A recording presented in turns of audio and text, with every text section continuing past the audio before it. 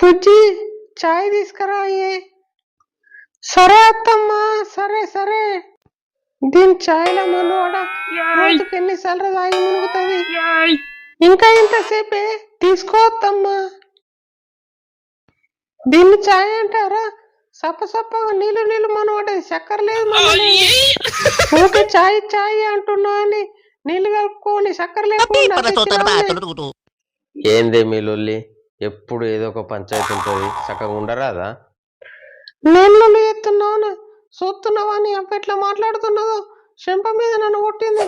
నేను ఎంత పని చేసా చెయ్యని కిందనే ఉన్నది. నేను ఉండా ఇడ, నేను మా ఇంటికి పోతా చక్కగా. మా అమ్మకి ఫోన్ చేస్తే ఇప్పుడు. నువ్వు ఊకోయే, నేను మాట్లాడతా మా అమ్మతోటి. నువ్వేం బాధపడకు. మా అమ్మ గురించి తెలుసు కానీ అది అట్లనే చేస్తుంది. ఏంది చేసేది?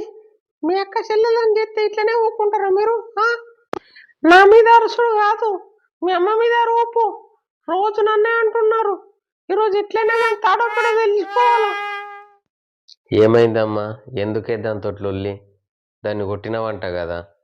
అందరు ఆడపిల్లలాగా అది కూడా కదనే. మన ఆడపిల్ల అయితే ఒకటి, మంది పిల్ల అయితే ఒకట. అగో చూడే చూడే, పిల్ల మాటలని మీది మీదికి వస్తున్నాడే. ఇంతవరకు మీ నాన్ననే నన్ను ఏమనలేదు, నువ్వు పిల్ల మాటలని మీది మీదికి వస్తున్నావు. అమ్మా, అసలు నేను ఇప్పుడు నిన్ను ఏమన్నాననే నువ్వు అంతగానో మురుతున్నావు? ఏమైంది మీ లొల్లి? అప్పటి నుంచి వింటున్నాను. అరే ఏమైందో ఏం కథను? అబ్బా అబ్బా అబ్బా అబ్బా అబ్బా, సాయి మంచలేని దానికి ఇదంతా లొల్లి ఇప్పుడు అవసరమా? అరే బుద్ధిని తీసుకొని చక్క లోపడుకో. ఏం లొల్లు ఇవన్నీ ఊకే 10 మందికి తెలిస్తే ఎట్లుంటదిరా, ఇజ్జత్ పోదా?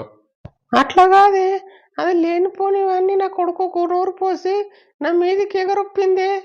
అవునే, నేను గుప్పిట్లన్నా పెట్టుకుంటా, ఏడన్నా పెట్టుకుంటా, నీకేం చేసేది? నా మగడు నా ఇష్టం. నువ్వు మామని గుప్పిట్లో పెట్టుకొని ఆటలు ఆడుతలేవా? నేను గట్ల ఆటలు ఆడిస్తా. అటు ఇటు పోయి మా మీదకే రండి, తప్పకుండా మేమే చేస్తాం.